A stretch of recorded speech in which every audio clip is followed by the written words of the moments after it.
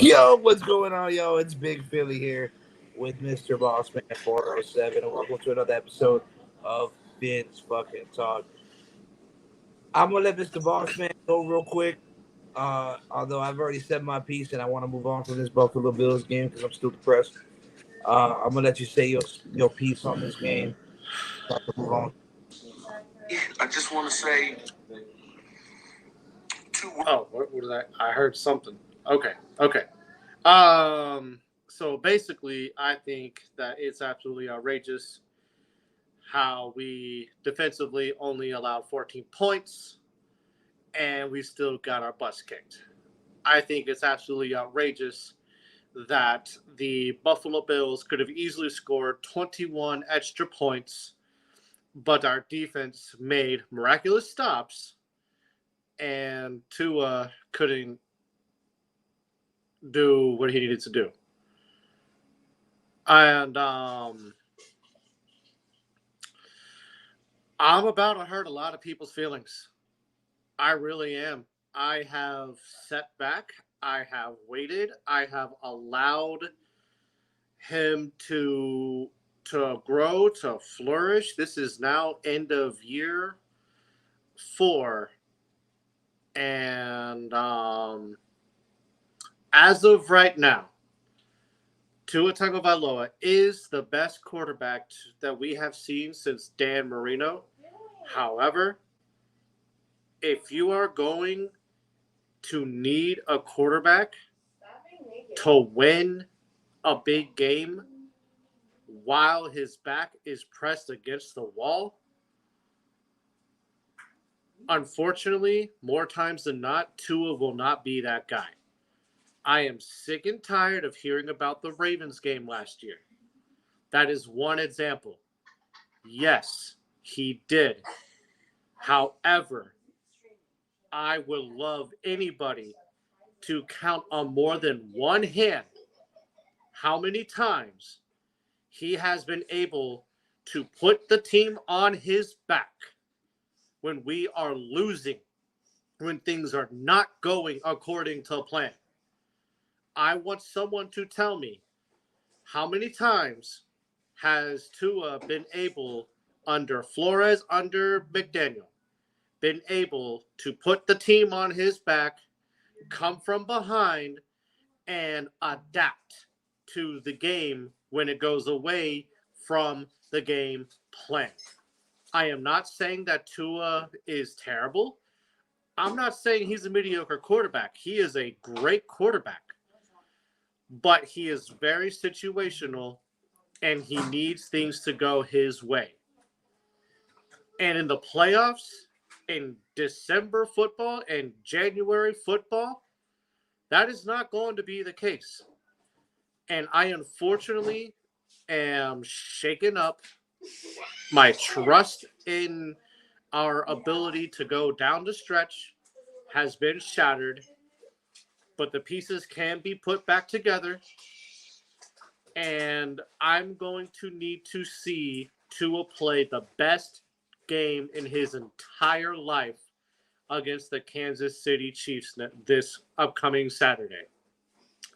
I'm going to need to see him go into that really cold stadium with all of those fans chanting for the team to stop him. I'm going to need to see Tua go in there and tell the world, yes, I can do this, because right now I am not convinced that he will be able to go in there and do it. I respect that. I mean, look, man, I can understand the frustration after obviously this Bills game.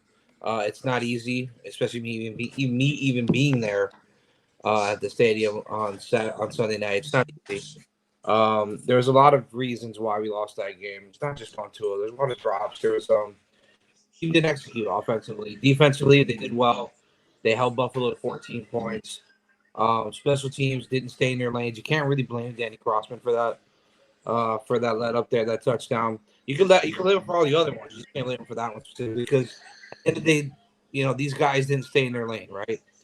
How many times have we been on these platforms that complained about friendly fire, right? Guys running into each other. This is why they tell you stay in your lane, right? Mm-hmm. If you ever played football, the game of football, and you played on the special teams or kickoff return or kickoff or punt return or punt, they tell you stay your lane, stay your lane. These are the reasons why they tell you stay in your lane. This is one of the reasons why. They have a specific I way do of have coverage those one punts. more thing to add as But well. Before it's, and I don't mean to cut you off, I meant to say it. And yes, you're right. It's not all on Tua. I also blame McDaniel and his uncanny ability as a run coordinator for the San Francisco 49ers before he came to us. We had over 5 yards of run in that game. And you mean to tell me we had a total of 3 rushing plays in the entire second half? We were winning. Look, man, I agree with. We were having a great productive run game prior. One of my keys to victory was time of possession, control time of possession. The way you do that is through the run game. The way you open the action is through the run game. Unfortunately, this is not what Miami is. Miami's a passing offense.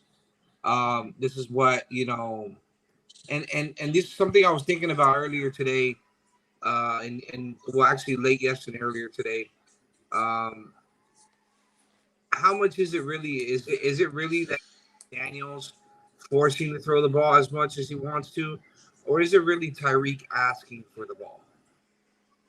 And we were kind of talking. I was talking about this earlier. I don't feel that this team is not as disciplined as what they should be when you look at an NFL team. I think that McDaniels at some points is a little too laid back. Although I love his personality and it's a trip. It's fun to watch. It's engaging. That's very true. But I just like at times, when you have that funny manager, that cool manager, you end up getting taken advantage of a bit. And you want to please the people around you, right? And I feel that they're doing a little too much trying to please Tyreek, which don't get me wrong, granted he's Tyreek, right? He's the number 1 receiver in the NFL, in my opinion. But he needs to catch the ball. I get that, right? There was critical drops and critical moments in that game, but again, like on the first, if I'm not mistaken, it's on the first interception that he threw into double coverage. They had Derm Smite on a post route on the second level, that was wide open. And it's like, yo, I get it. You're throwing to Tyreek, but come on, dude. There's a time and there's a place.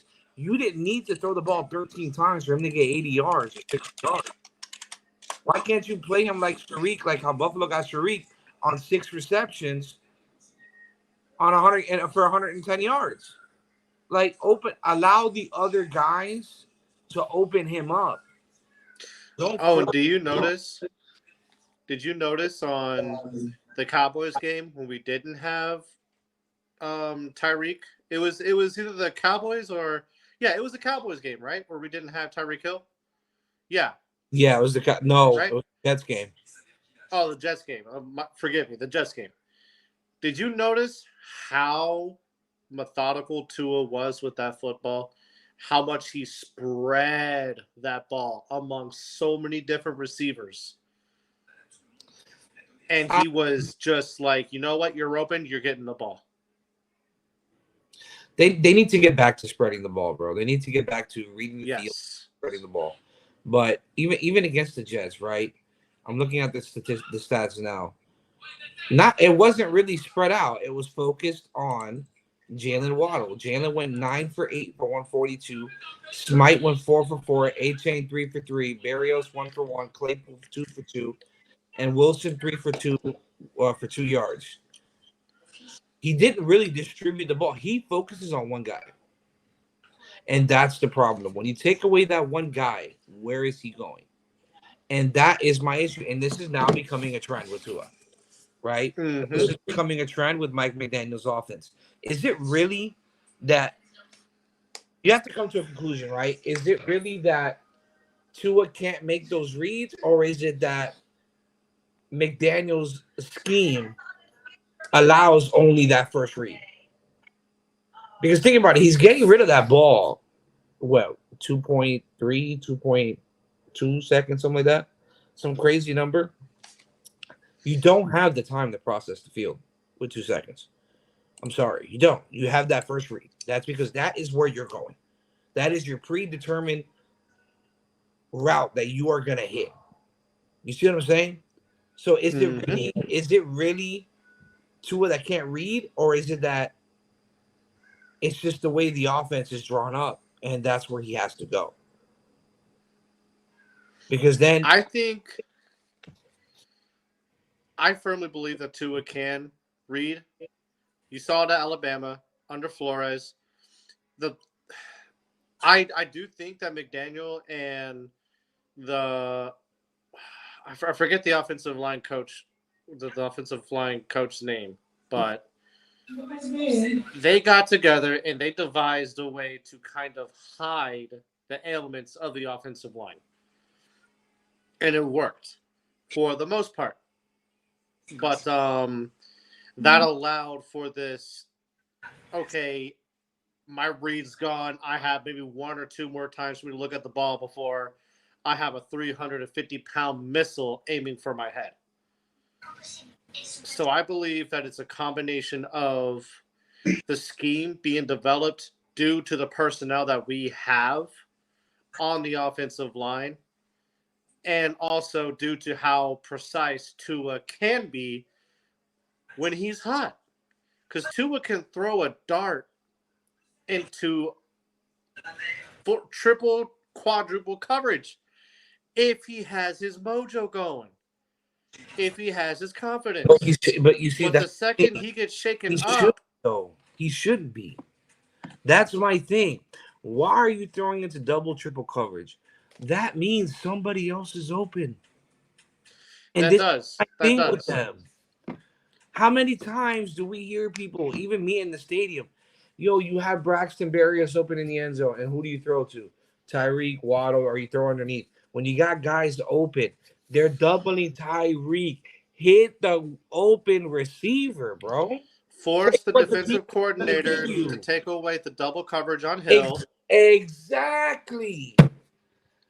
By you distributing the ball and hitting them everywhere else but Tyreek, it forces them to take away the attention on Tyreek. And then now that I promise you, because we're going to Kansas City, Tyreek's having a special conversation with McDaniel and Tua. Tyreek wants to have a statement game. But what I, as the head coach, and if I were Tua, I would be telling Tyreek, sit your ass down. I tried my best to get you to 2,000 yards. I'm going to throw it to you if you're open. But I need to make the defense believe that I'm not giving you the ball so that I can give you the ball. Now it's going to be a little different coming into this game, guys. We're getting back Mostert. We're getting back Waddle. We're going to have the Legion of Zoom back at full strength, right? It's going to be a little different because now they can't really focus on just Tyreek because you're going to have Waddle, and Waddle's going to eat. He's going to have his opportunities in this game. Oh, yeah, absolutely. Speaking of which, hold on. I got to fix this because it's sliding. There it goes. Speaking of which, also, obviously, we lost Van Ginkel We lost Van Ginkel and Cameron Good. Which hurts. Which really hurts. And Miami went in today and finally brought in a couple linebackers. They brought in Justin Houston. Hold on, where's it at here? I just had it up. Irvin, and I think they elevated somebody from the practice squad. Hold on one second. Where is it? Okay, we got Justin Houston. We got Houston Jackson. No, Justin Houston. Justin Houston. Oh, Justin Houston, yeah. Irvin, who used to play in Seattle, if I'm not mistaken, and Malik Reed to the practice squad. So they brought in 3 linebackers. 1 is on the practice squad and 2 are on the active roster. Obviously, Justin Houston has experience there in Kansas City, won a Super Bowl in Kansas City. What's going on, Canes and Ralph? Obviously, so there is experience there. There is some familiarity there. Canes, what's good, brother? How much of it's going to help Miami in understanding some of that defense, that I don't know. But there is some familiarity there with Houston. Raphael, let's go Dolphins for sure. So with that being said, obviously we're getting back that Waddle and Mostert, which is going to help alleviate a lot of the attention off of Tyreek, even though he's still going to have a lot. He's going to command a lot. But now you're going to get Waddle open a lot because Waddle will be one-on-one, or they're going to run a lot of zone. But you're going to be able to stretch the field. So I do expect to be a lot closer game, similar to the Germany game. Very similar to the Germany game. The difference between now and then, we have a chain. Ooh, I just looked up the game. And lost Phillips and Chubbs. Those are the 2 biggest changes. And Van Ginkel. So, I just looked up the forecast for that game. It's going to be 0 degrees, guys. 0 yeah. degrees. Bring in nut warmers. 15 to 16 mile per hour winds. 10 degrees as the high. 0 degrees, I believe, like you said, Philly as the low. Yeah. It's we're the Legion of Zoom. I just hope we don't become fish stickles and we can't run. That's a half joke. You know, when it's December, fish stickles. We're gonna bring the heat. We're gonna bring that Miami heat. We need to. We need to bring that Miami heat because let me explain something to you. Bro. If we come out in this game and get mollywopped, or if Miami loses this game in 2 consecutive years, first round knockout, there's going to be a lot of questions coming into next season. And Daniels may be on the hot seat. Oh, not just McDaniel. McDaniel and Tua will both have heat underneath their seat. Look, whether if you don't want to hear it, whether if you are a huge Tua / McDaniel supporter, I am too. Let me say this one more time. I am too. I would absolutely love for us to not have to go through another 3 to 5 year rebuild where we're trying to find a new head coach, trying to find a new quarterback. I believe in Tua. I believe in McDaniel. I'm just speaking the God's honest truth. Mm-hmm. Some people like it, some people don't. And at this moment, it is what it is. If we, after being in contention for number 1 in the AFC for over a month, and we are now in the wild card. In the sixth seed, bro. Yes. We went from 1 to 6, lose to Kansas City. Agitating. This year will be deemed a failure. I agree. Yes, we made it to the playoffs. Whoop-de-doo. I know that as a Dolphins fan and being in my 30s, I shouldn't be that way. But at the same token, just getting into playoffs, remind me, who's that Cincinnati Bengals quarterback before Joe Burrow and after Carson Palmer? Before Joe Burrow? Andy Dalton. Andy Dalton. Andy Dalton was great in the regular season. He would get you to the playoffs. But that man could not win a playoff to save his life. Eventually, the owner got tired of it. They got rid of Andy Dalton. And here comes Joe Burrow. And Joe Burrow, in 3 years, managed to get to the Super Bowl and get to the championship game, the conference championship game, twice. So I'm just saying, real if quick, we lose in the opening round, it'll be a failure. I got you. Real quick, let me welcome CT. I don't think you met CT yet, Mr. Bossman, but it's a buddy of mine, co-host of Miami Dolphins content. And you met Cap for Life last week. What's going on, Cap? Cap for Life. What's up, Cap? What's going on, CT? Damn, Cap. What's going on, Mr. Boss Man, Big Philly? Been a while, Cap. Dog shit right now. But anyway. Where you been, Big Philly? White chocolate. No, that's not white chocolate. That's Mr. Bossman. Mr. Bossman. White Hawk. You feeling better now? Last time he left, his stomach was hurting, bro. I hope it wasn't me. I just had a lot of pain. Yeah, Mr. Balls. I do have to leave here in a little bit, but you know, it's busy. Oh, I need that. That's a nice one, yeah. That was hard. I forgot who did it. What's his face that does it for Batman? I forgot his name. Oh man, Christian, yeah. I'll send you his link. He gangster, bro. And not for nothing, I mean, the PR team from the Dolphins, they need to start realizing that those colors, that's a good color theme for uniforms too, bro. I've been saying that, dude. There's been so many color concepts with the Miami Vice. I don't know why they haven't done it yet. Honestly, because I don't know, man. I don't know about that all setting. I don't know about that. The Miami Vice colors are hard, bro. I don't care what you say. I agree. I think, but they got their place. They got you know who's rocking those colors? FIU's rocking those colors. And they're blue and gold. They have nothing to do with that. They got nothing to do with it, bro. Shoot, look at the Canes with the black and orange. Like, why can't we do a blackout uniform? The Heat are doing it, bro. Yeah, so there's no reason why we can't do it. I don't know about that, man.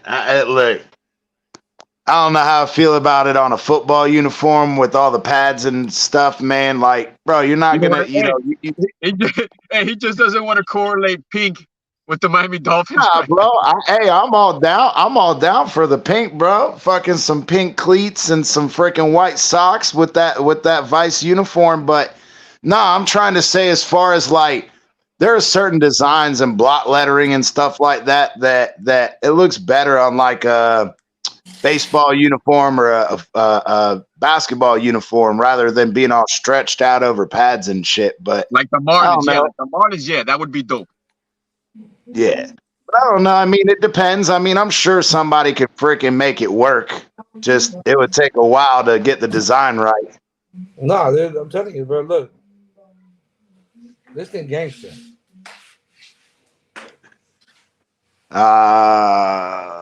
Hold on. Let me zoom in on that shit. I'll put it up. Hold on. Okay, there you go. I kind of caught it at the tail end there, but yeah, man. Okay. Well, I'm gonna put it on StreamYard in a second. So talk to me, CP. Big Philly, Mr. Bossman, talk to me. Man, I don't know, man. We're gonna have a fun game. Show last night, man. We got some dirt. We got a spy in the room now with Houston. We got Justin Houston, which obviously won the Super Bowl with them last year, if I'm not mistaken. Did Irving win a Super Bowl too somewhere? Huh? Did Irving win a Super Bowl too somewhere with Seattle, or I think Seattle. Yeah, I think he did. Bruce Irvin might have won it with Seattle. We got good experience now in the linebacker room. A lot of veteran experience with playoff experience, which is just as important. My biggest concern is a lot of players I've already stated. Vic Fangio's defense takes weeks to learn. Yep, and that's exactly what I was gonna say. Is, man, it's especially, if we're going to be sitting here depending on Duke Riley to call plays, and then who's going to be the one explaining to each of these freaking edge dudes every single play what their responsibility is. Considering when the last time Duke Riley called a play, there was miscommunication, and we got bombs thrown on our defensive backs going, what the hell just happened? Absolutely, and that's something that I on my show I was talking about how why is it that the game that who was it fuck it wasn't David Long Jr. It was the other one that came in the other linebacker that was calling freaking plays David Long. before Duke. Not Tindall, I'm sorry, Riley? No, it was before Duke Riley. Jerome Baker? Baker? Oh yeah. When Baker Baker. came back and he was making the calls and whatever, then Duke Riley goes out and comes out, and as soon as Duke Riley, that very first play when Jalen Ramsey is throwing a fucking bitch fit, going, what the hell just happened? And nobody could understand what he was complaining about. It was absolutely because Duke Riley was calling plays like a friggin' with like a Cajun, and bro, it's ridiculous. I was wondering why Ramsey was going off. Oh, he was mad? He was pointing to Duke Riley and then friggin' shrugging his shoulders and pointing this way and that way, and it's like, dude, he was pissed off at Duke Riley. He was like, what the hell, dude? They showed that little clip today about the Hard Knocks preview, and they showed like Duke Riley in the cut, like they looked like he was getting chewed out or something, bro. Well, it's coming on in like 3 minutes, which we'll catch it after the show, but I'm sure we're going to hear some inside shit about that for sure. I agree. That, and how many times are we going to hear about, if I remember correctly, Brandon Jones was even upset with Duke Riley on the bomb that they had, that he essentially, or was it Kohu? It was either Brandon Jones or Kohu. Kohu was pointing at the guy and was like, dude, you take him and I'm going to go down I'm going to drop back on that wheel route. And sure as shit, neither of them fucking cover the wheel route. Wow. There we go. Oh my, it was just ridiculous. Here you go. There you go. It Those really kind of look hard. I kind of like those. I mean, I'm gonna lie. That okay. Just a hint of neon. You know what I'm saying? Just a hint. Just a hint. Yeah, because I was gonna say if you're going all that neon bright ass colors, I don't know about that either. But that looks hard. I like the black with the little trim. I like the neon on the trim. I like it.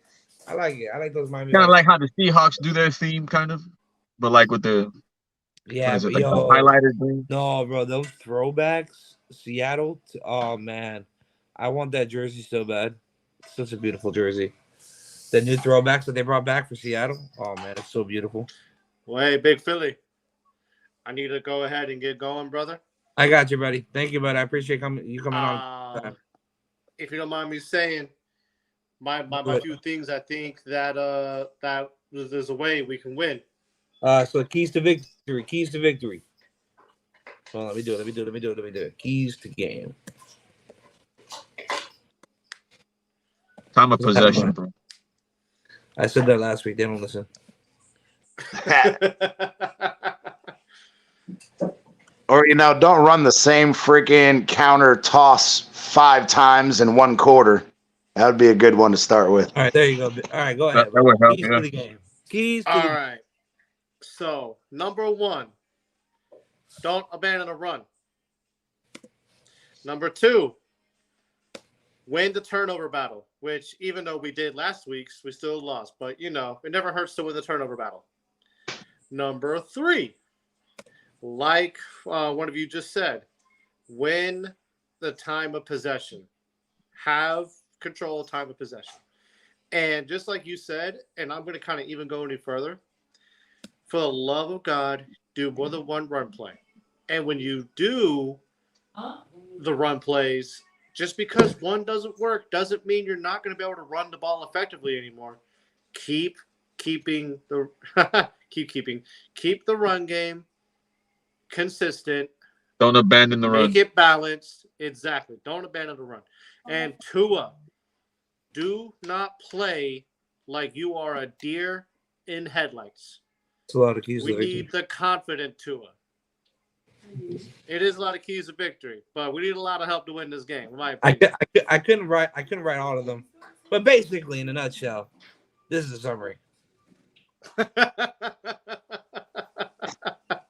I think the number one is stay fucking warm. I think that's the number. I mean, yeah. What did you say last night, CT? Ball warmers. Well, hey, they got to get those little They got the chemical things at Walmart. You smack the package and the chemicals mix and shove it down into your cup and you'll be good to go. And like Marshawn Lynch, take a couple shots of Hennessy or Jack Daniels or Fireball before the game, and you fucking keep warm. Let me ask you a question. What do you do if it gets too hot? Just reach your hand down there and take it out. What if it's too hot? Like, you know when you ever seen that movie Revenge of the Nerds when they put like the liquid heat inside the jockstrap? Yeah. You know what I'm saying? Can you imagine then that now you're gonna have hot cold nuts? Yeah, but the thing is the Walmart ones though, it's in a bag. It doesn't actually the chemical don't touch you. It's just in a bag. I don't know nothing about that. You can remove it. I live in Miami. I have no idea what about that. Yeah, exactly. It's like what they use for to heat up the MREs and stuff. We ain't got those problems here. Yeah, I didn't have them problems until I moved up here. I keep saying I want to move back to friggin' Miami. No, you don't. No, you don't.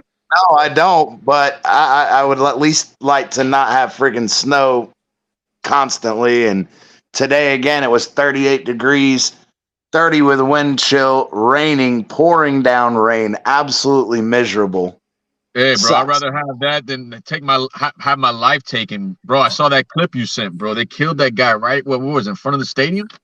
Yeah, I saw that. No, and where the Walmart, I think, if I'm not mistaken, is where the Walmart was. That's what I'm saying, bro. This goes deeper than just a quarterback situation, bro. People are getting shot and killed. People are committing suicide. People are getting a lot of. Who commit suicide? Bro, like it's you didn't hear like a couple of months ago talking about the state of the thing with all the stuff going on in the fan base and how people are like getting suicidal thoughts and calling other people for like advice so they don't like kill themselves. You know what I'm saying? Like it's crazy, bro. Let me tell you something. If the Dolphins affect your day-to-day life, you got problems. Crazy. The only thing I heard about that is the Bills fans trying to push that narrative out there. I never heard that was true or not. What? Dog, if I doubt it, bro. Dog, let me tell you something. If that is your problem in life, and you like that over the Dolphins, boy, you need some more help. Yeah, bro. Imagine the guy who hit the other guy, bro. Why would you shoot another guy for football, bro? Like, why? Because why would you do that? They haven't even confirmed that was a Dolphins fan, dude.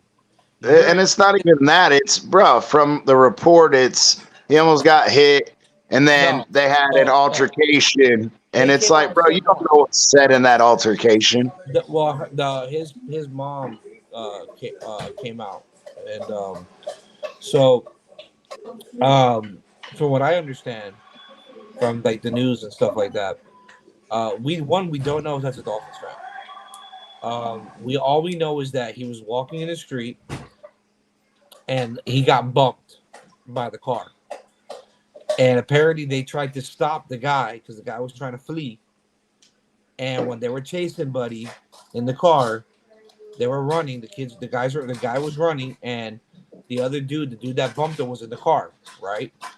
So was drunk. Trying to get away. When he's trying to get away in the car to get away from the incident, but he got out of his car and opened fire on Buddy that was running after the Bills fan and killed him. And this is why I went on CT's show last night and I did a PSA announcement.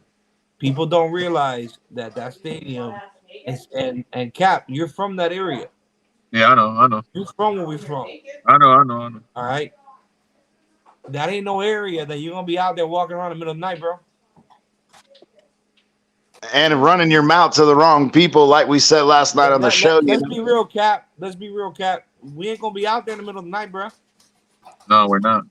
Not only that, you know what's going down. To nobody neither. You know what's going down after hours there.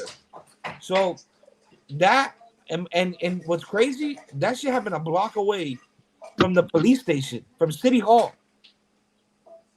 from Miami Gardens City Hall, and their police station, their police headquarters, a block away, bro. Oh, I He thought it had was in front of no the idea. stadium. Yeah, Oh, that's my bro, fault lot then. I 40. thought it was in It front was of the like lot stadium. 44. No, bro. That's by It was by Spearmint the one. Rhino. Huh? That's by the Rhino. Yeah. But right there, a block away where those little sand dunes are. So people don't realize that this is not an area that you're out at night like that. And I think that, obviously City Miami Gardens has some fault in that because how did he get away with all that police presence? Um I feel that the Miami Dolphins are liable with that because obviously they didn't provide enough security, especially knowing that they were going to host so many of the opponent's fans. Um, I feel that um, that's it. So Like I don't know. I don't know if it's I'd go that far, Big Philly. I I mean, would look, because how did he get things away, can't control him running his mouth to somebody in the wrong area. I mean, bro? Bro, and but again, they don't educate where these people are, bro. You're not gonna go and do that It's like the bullshit. tourists going to Wynwood. Bro, not even that, bro. You're not gonna go and pull that shit in Chicago. You're not gonna go pull that shit in Detroit, You got to remember, yeah, Florida's legal now or you're not gonna go to pull carry. that Yeah, when Oakland was in Oakland. Let's be real. Everybody knew. Go to your car. Y cállate. yeah, yeah. yeah, exactly. But why is it But when they that? come down to Miami, they think that it's all South Beach and parties, and that's not what it is down here. It's And not I Sunset. understand that, but is that the responsibility of the fan to educate themselves, or is that the It kind of is. responsibility of It the kind of It is, team? man. is. It is. But at the same time, they give the perception that it's all good and dandy. All that gentrification, they build all of the Starbucks, they building Wawas, they built that little The apartment high rise perception, there. yeah, the It's perception, the the eye perception, perception, yeah. bro. It's a perception that you're in a nice, good area. And Yeah, and now, it's like I if you said on go the a show block last night. anyway, We all bro, know, we're gonna have a but problem. we all know that these teams don't build their stadiums in nice areas. They build their Yes, dog. stadiums Yes. in the ghetto because that's where they Mhm. can get cheap land to do it. Well, That's right no, by the that so turnpike too, that yeah. land was purchased way back when during Wayne Huizinga's time, right? No, Yeah, we talked about no, it Joe though. The Robbie. I'm sorry, gentrification Joe of Robbie. Hialeah Joe and Roddy, yeah. Opelika and all that, it pushed all those people that couldn't afford to live in those areas all into one area, especially when they were rival gangs. But that's the only area those people could afford to live in. And now you got all these rival gangs living in the same area. Well, I mean, look, as far as gentrification wise, like to be honest with you, like it's still the same. Like it's not bad. It's just, everything's congested, man. It's like Philly was saying, like you're building all this stuff to make it seem like it's all great. But once you go past the turnpike going east, you know what I mean? It's like those people are going west. So if they're going west, you know what I'm saying, you still got the hood in it. You know what I'm saying? Like you can't make up everything Dude, going you west of the go any turnpike. which way, bro. You go down 27, and you pass that 191st, that 191. Oh no, that 183rd. Yeah, Dan Pass Marino that Boulevard alone, bro. You go 127, left boy. and right on that strip, like Boy, you don't have a 34, bro. problem. You don't have a problem. So, and Well, you hey know, guys, I'm gonna go ahead and bounce. yeah, buddy, go ahead, buddy. I Thank you. I definitely, appreciate it. All right, boss man. Next time, man. absolutely. Fizz up, everybody. For What's up, sure. brother? What's up, baby? Like, yeah, bro, you go down in Norland, bro, you make a left or a right, dude, and that's it, dude. And you're gonna be in a block that you're not really comfortable in. And you got all these people paying that cash lot and they're walking back to their cars like they're not gonna get robbed. Yeah, bro. Or bro, Imagine if like, that man would have went a couple of more blocks south, he would have ended up in Opelika. and you don't want to end up in a block at night. So Yeah, bro. It's like we were talking about last night, though. It all comes down to, again, it wasn't necessarily this, this is the area, whatever. It's like we said, it's, they did the gentrification and they did all those apartments and condos and stuff in Hialeah. And then the people that were living there, especially the ones that were already low income, couldn't afford those new, condos and apartments and shit. And they had to go somewhere. Well, where do they go? they go where rent's cheap. And unfortunately, they go right into other areas with other issues, with other rival gangs and stuff. And that's, it just happens to be right there next to the surrounding the stadium. All right, look, as Well, far as talking about the stadium, bro, I haven't talked to you guys. I want your thoughts, bro. I want your thoughts about what's been happening the past couple of weeks. I mean, I'm hearing stuff about firing McDaniel, which I think it's real premature right now at this stage right now, bro. I really do, but that's just me. But I mean, I don't want to pinpoint whoever, blame because whoever, we got one whoever's game left. We got one game left. I'm not pinpointing blame because we still got one game left. But I look, mean, as man. far as now losing the AFC East and having that failure put on our label, like, because we have to own it. What went wrong? What the hell went wrong? A lot of things went wrong, right? The injury bug, unfortunately, it is an excuse, but it is an excuse that we need to think about, right? The injury bug happened. We lost a lot of guys, especially after Hard Knocks, which is kind of I'm superstitious, so I think Hard Knocks was the worst thing Miami could have done. I think that we were on a roll before Hard Knocks. We got into Hard Knocks, and then I never that's thought about it like that. and Yeah, then you're right. that injury bug is where it destroyed us. That game against the Jets was the first game that they aired. Jalen Phillips goes down, and it just went downhill from there. That's just my opinion. Um, I thought we what had 2 episodes before Jalen Phillips. 21? Jalen Phillips was the second episode. Okay. Um, Okay. Now, what went wrong? McDaniels. I've said this time and time again. McDaniels is a phenomenal play designer, but I feel that he's not a play caller, which is two different things. You can be able to design a play really well, but not understand the situation and when to call that play. I And agree. that's where I feel he lacks at. I feel that he should allow their OC to call the plays rather than him, because I feel that he needs to get another perspective from the feel of that game. Um, that's another opinion of mine. I feel that they need to distribute the ball more to other receivers. In fact, let me put this comparison up for you guys. Give me a second here as I upload this real quick. Give me 2 seconds. Um, I posted this on Twitter, and this is the game against the Buffalo Bills and the Miami Dolphins. Let's see if this thing uploads. It does. Boom. Look at the comparison. You have Shakir, 6 targets, 6 receptions. Diggs, 8 targets, 7 receptions. Kincaid, 8 targets, 7 receptions. Sherfield, 4 targets, 3 receptions. Knox, 3 targets, 2 receptions. That's just the receivers. Now you look at Miami. Tyreek, 13 targets, 7 receptions. Durham Smythe, 3 for 3. Cedric Wilson, 3 for 1. Craycraft, 1 for 1. Barrios, 2 for 2. And that's where we're at. Why are they not distributing the ball better between the receivers? I understand that it's Tyreek Hill. I understand that he is the lifeblood of the Dolphins, whether you want to admit it or not. I understand that. Okay. But with that being said, we talked about this earlier.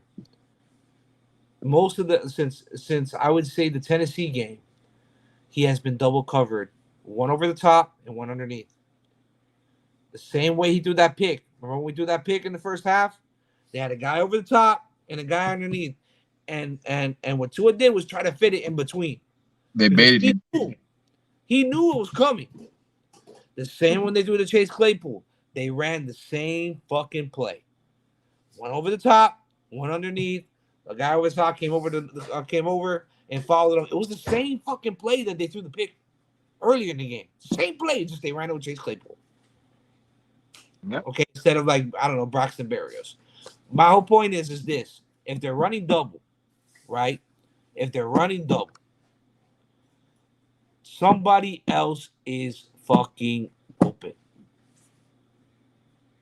Well, not always necessarily, especially when McDaniel runs a lot of these 3 wide receiver sets and he's holding in, Jeff Wilson Jr. to block. Yo, Or look who it is.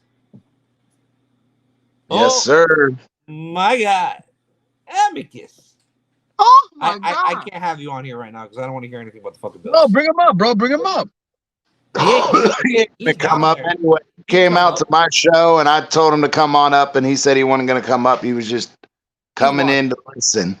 I understand. He's got the family he's got to attend to and everything else, and I respect that. So I'm a family man myself, but But like I was saying, the thing is though, is you get into situations where I agree with the first thing you said about Mike McDaniel to the point where it's like, okay, that counter pitch option, the counter pitch play, great design, but terrible play calling. When you call it literally 8 times in the first half, 5 times in the first quarter, and then coming out into the second half, you call it 3 times in that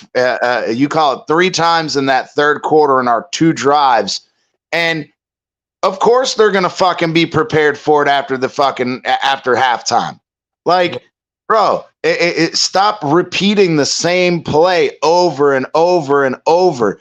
It's the same thing that we were talking about, and I've hammered the same thing about Tyreek going deep, uh, Waddle on the post inside, and Craycraft or Barrios or whoever it is you're going to have run the crosser underneath.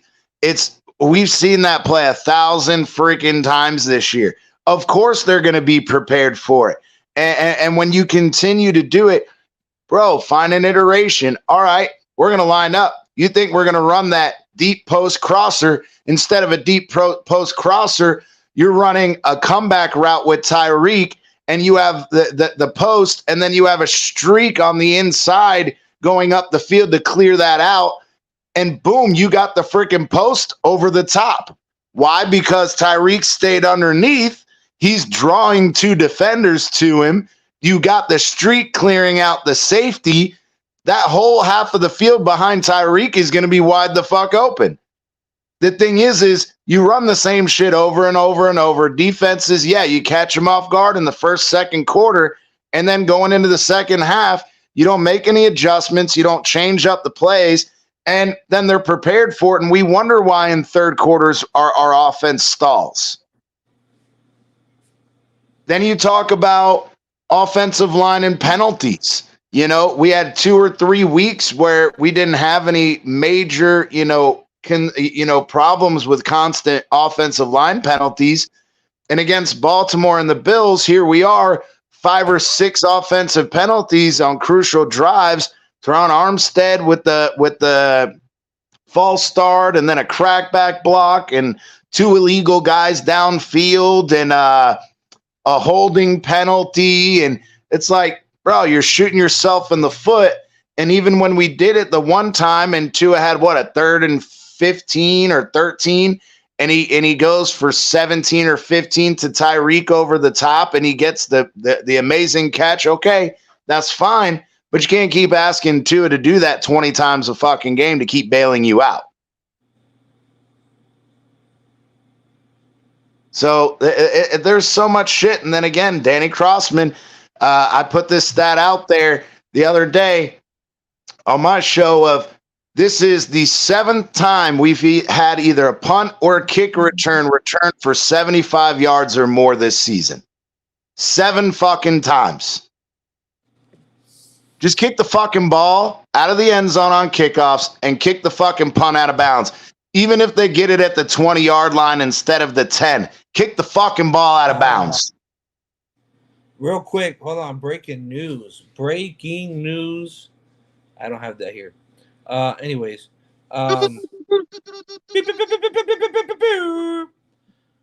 Heat, the Miami Heat extended Eric Spoelstra. Oh, that's good. 8 years, $120 million plus deal. Most committed money to a coach in NBA history. Wow. $120 million plus. That's what's up. And that was from Adrian. I can't say the guy's last name. Wojnarowski. Yeah, that guy. So per him, that is it's crazy. $120 million. Congratulations. Yeah, bro. Congrats, bro. Back to the Miami. So I get it. with Danny Crossman, we were kind of calling for his head last season. Um, Even I think the season before that. But what I will say is I'm not gonna put that punt return on him because at the end of the day, we kind of talked about this in the spaces earlier. Execution is key. And if you ever played the game of football, which I know you have, CT, um, what's the one thing that they tell you? Lane integrity. On kickoffs and punts, it's lane integrity. Absolutely. So what the fuck are you doing outside your lane? And I understand that, but the thing is obviously the players have shown that they have a propensity to be out of their lanes. So either find somebody who can stay in their fucking lanes or pump the fucking ball out of bounds. Well, damn, Amicus stopped gambling? Oh my god, something must have happened. And I was about to call you for some advice on my parlays. Forget it. Bro, don't even talk to me, bro. I had like maybe 30 tickets, man. That Bro, I Buffalo missed game screwed me. I had a 12 game parlay. 12-way parlay. 12 or 13. I hit 8 out of the 4. Yeah, 8 out of 4. Yes, You it was mean a 4 12 out of 8? parlay. No, 12 game parlay. It was a 12-way parlay. I hit 8 out of the 4. The payout was $998,000. I fucking cried. Okay, And it no, was no, no, no. What? Explain that. Okay, no, explain it again. so I did a He 12 got, game. he hit 8 out of the 12. I hit 8 out of the 12. I only missed it by 4. I missed it by Travis Etienne scoring, anytime touchdown. Justin Fields anytime touchdown. The Browns to beat the Bengals because I thought it was the other quarterback that was playing. I didn't know that white boy was playing. I probably would have bet the Bengals if I knew that white boy was playing for the Browns.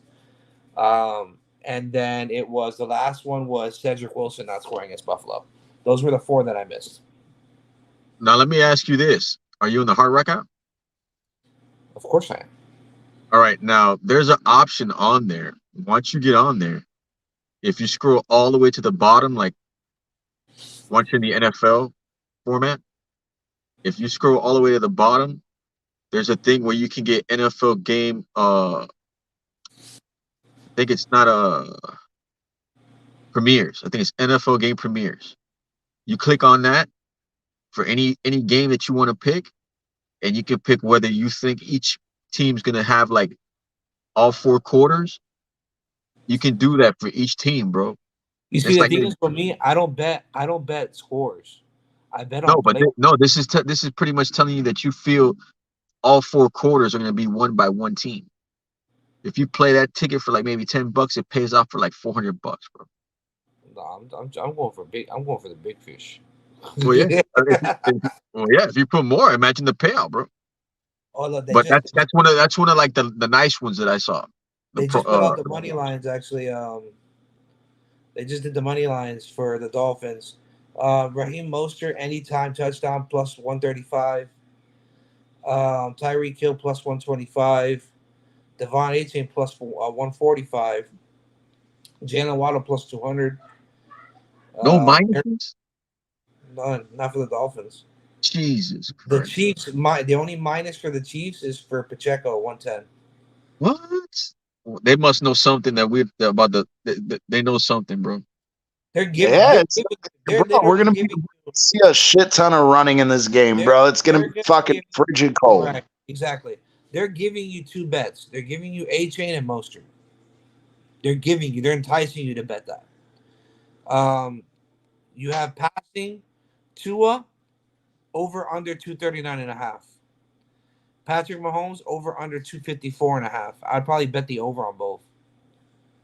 I don't know. Like even though it's 0 degrees, I don't think there's going to be any. Is it even forecasted for rain or anything like that for the game? I think by the time it's It, game time. it might get postponed, bro. Uh, I'm hearing it might be moved.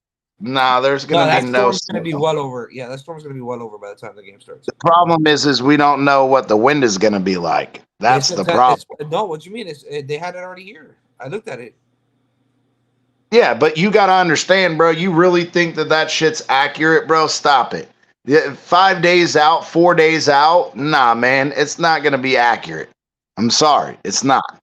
Oh well. So I According to saw this, this partly morning. I saw cloudy. that. I saw blizzards on TV this morning, bro. I see partly cloudy, 5 degrees at game time, and it'll drop all the way 16 down. degree or 16-mile-an-hour winds. I have here, I have here 13 to 12 On game day. on game day. 13 all the way down to 12. Yeah, when it gets into the teens, that's not good, bro.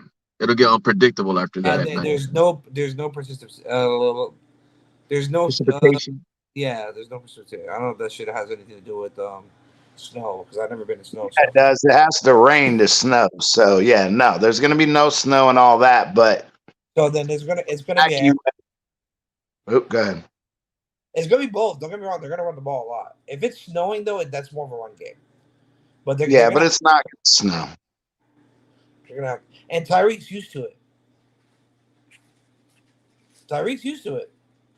Oh, yeah, absolutely. And a lot of these guys will be. I mean, bro, the veteran Justin Houston played in Kansas City for 4 years. It's like, we got guys that are going to be used to it. The problem is are the guys that aren't used to it, are they going to be able to hold up? Especially again when Hey, you better get that like you mentioned. You better get that little hot pack for your nuts. Yeah, yeah, bro. Right. They'll be all right. They're gonna be nice and bundled up every time they come off the field. They'll be yeah, fine. it's not even about being bundled up though. It's about your muscles get tight. As it's cold and you even if you're not staying warm, dude, your muscles are going to start to tighten up. How are they going to handle? All right, let me go hop on a stationary bike real quick or let me do, you know what I mean? Like it's not going to be easy, dude. Take a couple shots of whiskey before the game. You'll be all right. Yeah. Well, we Take a hope shot. Take a so. shot. Hey, if I'm the Dolphins, everybody before going out of the stadium is gonna take 2 shots of whiskey. Everybody, 2 shots. Two. Outside. Let's go. They'll be nice and hot. Be nice and toasty. They're all gonna be Yep. bundled up by the heaters, so they'll be all right. They'll have heaters. They'll be all right. So it should be a beautiful game. So it's just gonna be cold as shit. So if that's the case, then they're gonna air it out. I would bet the overs on both Tua and because bro, there's got to be a game that Tua goes over 230, bro. He hasn't done over Absolutely. 230 in 3 weeks. This has to be the game, dude. It has to. It has to be the game. If Tua is the guy, this has to be the game. Then Yeah, the man. over under 6.5 rushing for Tua. They don't have an over under for rushing for Mostert or A Chain, and they have Isaiah Pacheco at 59.5. I'm betting the under. Oh, I'm betting what the running under. wise? I'll bet the over running wise. What is it? No, 6 yards? look at what Dalvin Cook did last week. They didn't kill us with Dalvin Cook. Look what Pollard did the week before. They didn't No, kill us with bro. Pollard. No, no. I'm talking Look about what Tua. You said fucking what? Tua's rushing yards were six 6 and a yards. half, 6.5. I'll take it. I I'll probably take would too. it. I probably would too. I probably would too. They're 6.5, and it's minus 120. By the way, it's minus 120 on that If it's six. minus, then he's gonna do it. Um, we're set. We'll go. Where's the receiving? Where's receiving here? Tyreek over under 86.5 minus 115. Oh wow, that's a tough one. That's hard. It's high. That's the shit. Yeah, bro. And then Durham Smythe 18.5 over under. I probably hit that. Over, bro. Easy. I'd go over Durham there. Oh no, man. Um, It depends because are they gonna be depending on Durham Smythe when Waddle's gonna be back? If it's in the red Probably not. zone, I mean, if you looked at the Jets game, they did. if it's in the Yeah, red but zone, Tyreek was out and Waddle was in, and then when Tyreek came back, Waddle went out. Let me I, see. I I feel like the only times they fucking use Smythe is when either Waddle or Hill is out. That's it.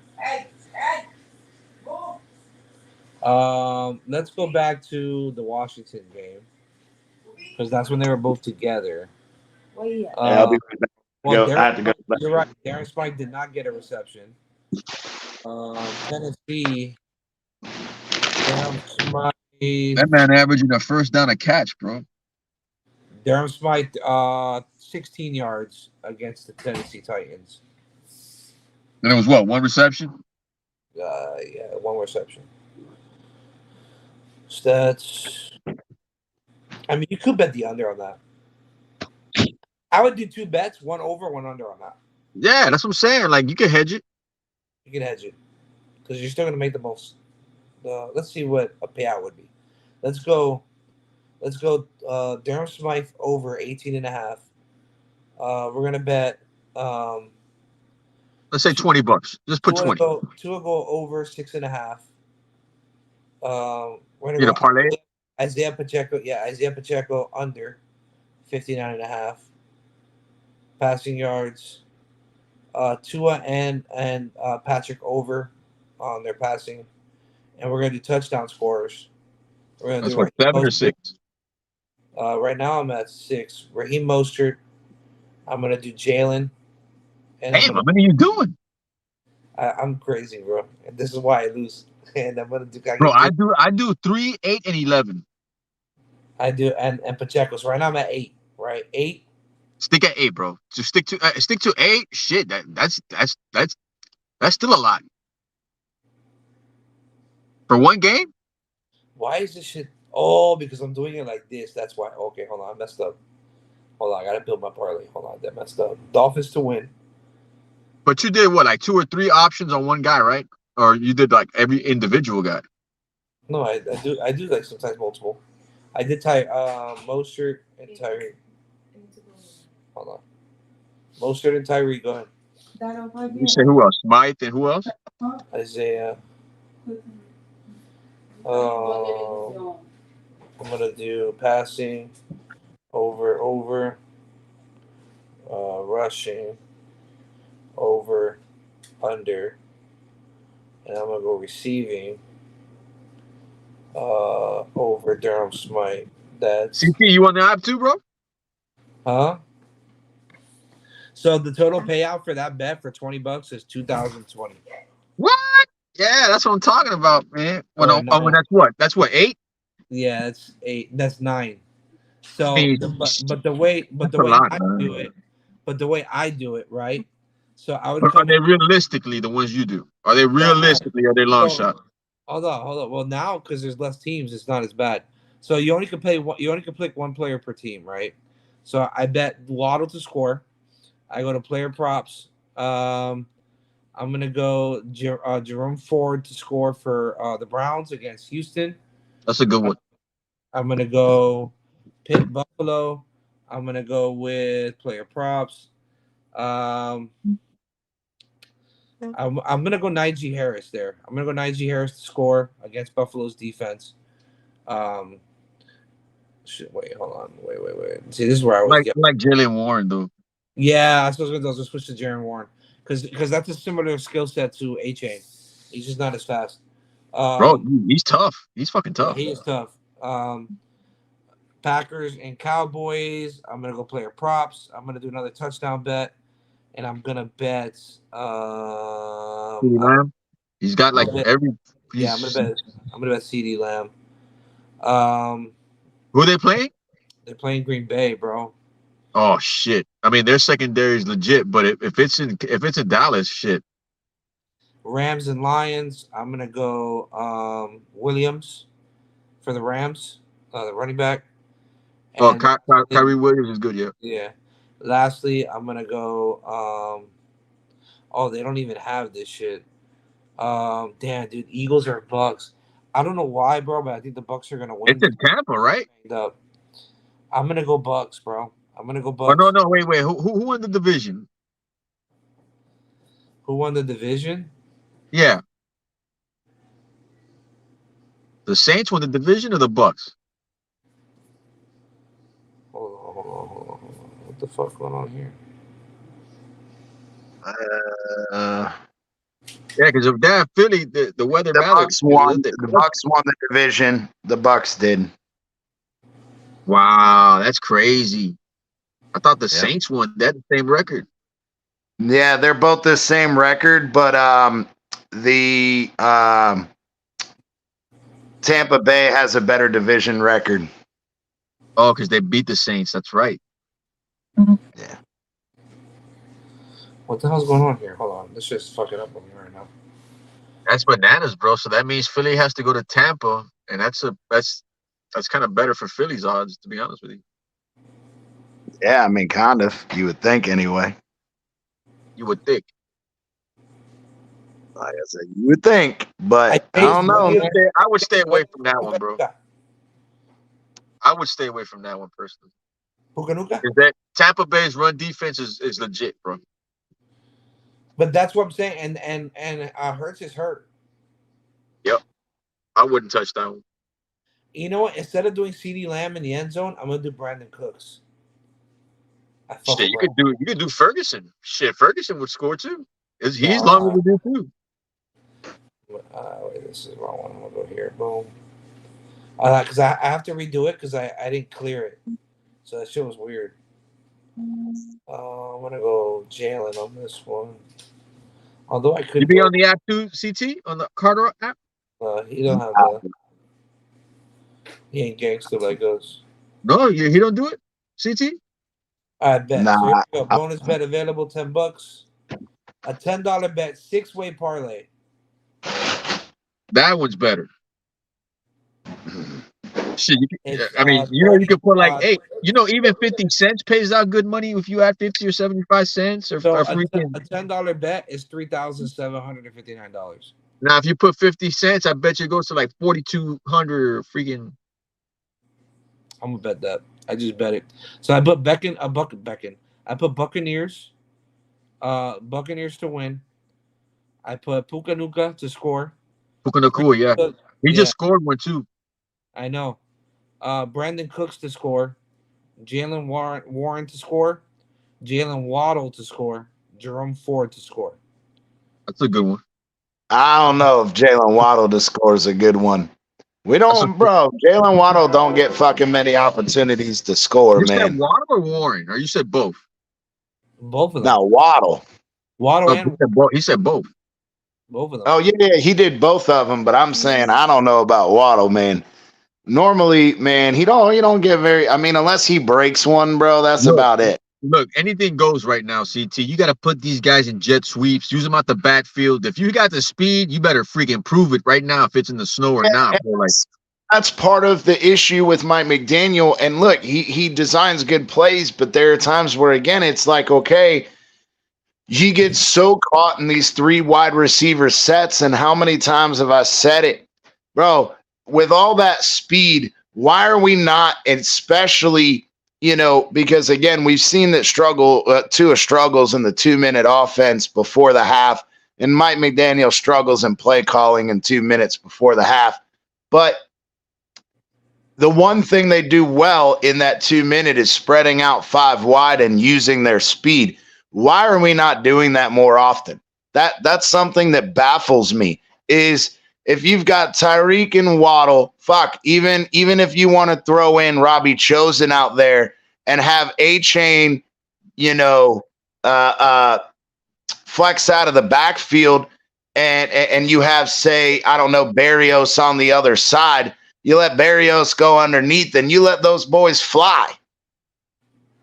They can't fucking keep up with 4 freaking speedsters, dude. Amicus, if you're still watching, does Josh Allen do over 224.5 against Pittsburgh passing? Oh, yeah. Yeah. Pittsburgh's secondary's banged up. Yeah, but 224 and 1/2 is a lot. Bro, I'm telling you, bro. They're going to make a statement. No, in the whole game. The whole game. Not I thought you said and a half. My bad. No, the whole game. Yeah, if it was a half, I would say, yeah. 224 in the whole game, yeah, bro. You should be able to do that. Rudolph over under 171.5. I think that's the over. I'd take the over. There's no way that the Buffalo defense is keeping him under 170 yards, bro. What you mean, bro? They've kept fucking Tua under 175. Yeah, and how many drop passes did we have? That's true. That's what an issue. the fuck is Pittsburgh? Pittsburgh's offense is cackadoodle. I don't know, bro. Mason Rudolph the They last changed 3 weeks OCs, has been bro. playing Yeah, pretty they fucking changed well. OCs. Yeah, they got rid of what was that guy's name? Freaking Canada. And I'm just saying, man. I mean, look, I the way Mason Rudolph's played in the last 3 weeks, man, I think 171. Mason Rudolph against Baltimore's backups threw for 152. Well, you got to also understand what's his total? Buffalo didn't they lost one of their corners and one of their freaking linebackers. So, I mean, yeah, but what does that have to do with anything? He played the second string Ravens team. I mean, I don't know. I don't think, again, from what I heard. What's Rudolph's total? 171.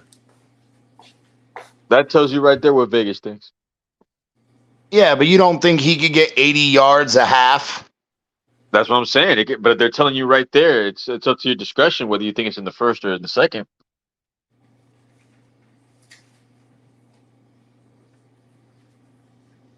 I just think, again, I'm gonna bet over. Yeah, especially if they end up getting behind, they're gonna get pass happy. I'm gonna bet over. Player props. Aaron Jones, Jalen. Oh my gosh! Look who makes a presence. Amicus, damn, that's some fucked up shit. He comes on your show, but he won't come on mine. That's fucked. No offense, CT. It was just bad timing the other night. I'm just fucking with you, Amicus. Love you, brother. Love y'all, man. How you doing? Look, Amicus, man. Happy New Year to you. Happy New Year to CT. I forgot to tell him earlier. Yeah, man. Yeah, Happy New Year, brothers. It's good to see and hear your voices. So what's your thoughts, man? What's a good game first and foremost. What's your thoughts? Listen, man, I'm trying to be real humble these days. I saw a lot of chatter in the chats. I know Big Philly got into it a little bit, and then CT, and I'm like, you know what? We're down by 7. I felt like we were going to come back and win. And when we did win, I'm like, I can't go in on those cats right now, man. I just got to stay calm. So I did. I stayed calm. Wait. I stayed calm. Notice, if you go back and look at the chat, I didn't say we were going to win. I just wanted to prove a point to Mikey's dumbass that and all I was saying, so that the whole thing that happened was we were on CT's channel. Mm-hmm. And they had asked the question whether or not Tua was who was better, Tua or Josh Allen. So I came up, right? Because I was in the backstage. I was in the comment section, and he was going off. Mikey started going off like if he was you. Like all of a sudden he got Josh Allen's you know what and his you know where, right? Mm-hmm. Yeah. So like, well, we give you the hell we give you. He gave it. He was doing it. Yeah. I was like, all right, bet. So I was like, hold on. So I go on there and I said, hey, look. And I was just giving the pros and the cons. I didn't say anything. I just said, look, Josh Allen, phenomenal. He's athletic. He's phenomenal. He has a phenomenal arm. He's athletic, but he turns the ball over a lot. It's the same argument, Amicus. We had 1,000 fucking times and have to fucking rematch. And I didn't say whether or not he was or wasn't. All I was saying was the problem with Josh Allen is that if that turnover is going to cost them the game, which it almost did. Where did the discrepancy happen? Because Mikey hates Josh Allen. That's the whole point we're making, Amicus. Oh my God. That's the whole point we were making is, bro, he wants to have the same fucking argument and waste. And I even told him, I said, bro, we're not going to fucking rehash this argument. It's a waste of my motherfucking time. Bro, we've already had this fucking argument 1,000 fucking times. You talk shit about Josh Allen. You don't like Josh Allen, but we always give Josh Allen his deference. Yes, he has a rocket arm. The dude is big. He's physical. He's athletic. But again, that doesn't necessarily mean overall he's a better quarterback. And so we went into the argument of, again, passer rating and everything else, the yards, the touchdowns, the turnovers, the interceptions, how, again, that, Tua in 6 or 7 different categories is better than Josh Allen. But I said, does that mean that he's a better athlete than Josh Allen? No, it's not. And we've had this fucking argument so many times, and I just didn't want to keep having it. But then Mikey wants to come out and start gobbling it down. And I'm just like, wow, bro, like this is a guy who trashes Josh Allen more than freaking we do as Dolphins fans. Yeah, it's like hedging your Right. So I was just does really bad and they lose. You can go in on them. If you win, then you defend them. I don't know. That's Mikey for you. What are you gonna do? So my whole thing was after that, he got Yeah. personal. He started getting personal. He got personal with CT and the viewers. He got personal with me and my little weight because I'm a big dude. Whatever, you want to be a little bitch, be a little. And bitch. you carry it well, Big Philly, brother. You carry it well. Appreciate it. Come out and say some shit about one of my kids in the fucking chat, bro, and that's done. Like, dude, like, yo, bro, like you got no place in there, dog. And you know something? That's where I lost all respect for my, and that's why I did what I did on the chat. So yeah, I didn't know the details, but I figured something went down. I'm sorry that happened, man. No, I don't care. I don't give a fuck. I called his ass out on my show last night, bro, and I know his bitch ass was watching. And bro, it is what it is, bro. It is what it is. So whatever, dude. Like, and I told move the fuck on. We talk Dolphins, bro. I ain't worried about no sloppy Bill fan. But anyways, I was referring more to like when y'all were up 14-7. I think I saw a couple of y'all. You know what I'm referring to? I think there were a couple of memes given by CT, and then there was just crickets. Oh yeah, and there absolutely was, because again, my thing was and it pissed me off is because Amicus, you've been around for fucking ever on my show too. Yeah. I've been calling for this fucking Danny Crossman motherfucker to get fired. And it's literally 7 times this season that we have had a punt return or a kick return for more than 75 yards or more. Yeah. Bro, just kick the fucking ball out of bounds. Even if instead of kicking it to the 10-yard line, even if you guys got it at the 25-yard line, just kick the fucking ball out of bounds. Bro, that's not even that was the game changer there, CT. When y'all gave up that Hardy return touchdown. By the way, that was it. That was the end of the game. That was it, man. I mean, that rejuvenated the whole sideline. Huh? I don't necessarily. I think that the defining play, the play that started the momentum, that play ended it, right? But the play that started the momentum was that tip drill pass in the back of the end zone. Yeah, well, yeah, what Sherfield got, but even that, you're still down 7. We're driving, and in that drive, that's when fucking Armstead fucking gets the false start. Then 2 plays later, we have the illegal crackback block. So then what? Okay, you're gonna pump the fucking ball. Pump the ball out of bounds. Just pump the fucking ball out of bounds. Stop it. It's fucking so irritating that, again, and we discussed it, Big Phil. I absolutely agree. And I played special DN and special teams. You're always taught, stay in your fucking lane. The crazy part is there was like one little finger that swiped Hardy, and then after that, man, there was nobody around. The thing is 2 guys ran into each other, and that's because one guy got out of his lane and ran into the other one. And the thing is we've watched that happen, but we've watched that happen multiple times this year.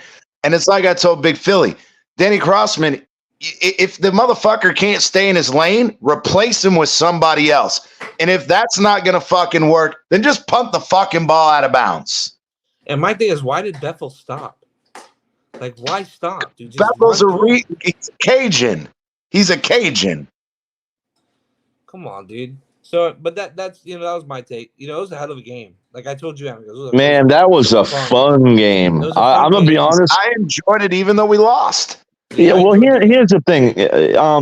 If you don't mind, I'd love to give you my thoughts on the game. Go ahead, Amicus. You're always respected here, so unlike some people. I appreciate it. So with the Jags losing earlier in the day, that was just another thing. that set my I was fine. You know what I mean? Like if the Jags would have won that game, I don't know if I could have made it through that game, especially with the 2 turnovers in the first quarter and then another turnover in the second quarter, by all 3 by Josh Allen.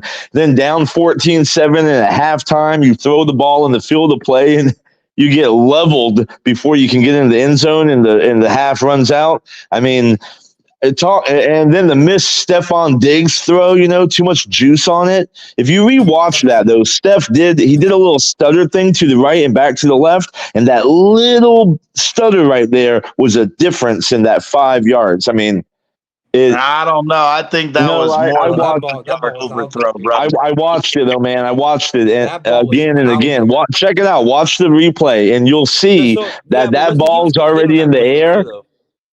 That ball's in the air when Diggs does that little thing. It's one of those cross ups, right? It is what it is. But yeah, he had juice on it. But with all that, like to only be down by 7 and knowing we were getting the ball back in the second half, I had to be happy. But the Jags winning is what really set my heart at ease because I knew we were in.